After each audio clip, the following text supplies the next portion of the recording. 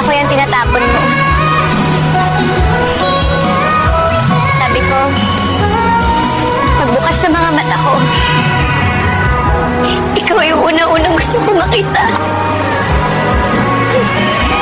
Pero bakit wala ka? Bakit bigla ka nawala?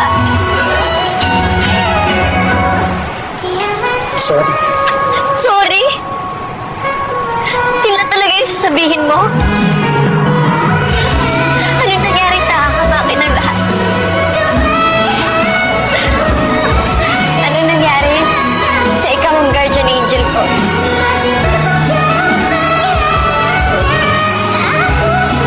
Wala akong karapatan na mahalin. Wala rin akong karapatan na mahalin mo. Lino, alam ko na. At hindi ko iniisip kasalanan mo yun. Pero anak, kasalanan ko eh. Lino.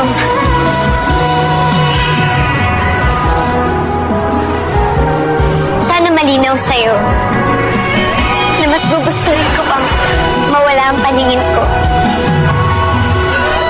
kaysa ikaw yung mawala sa buhay ko.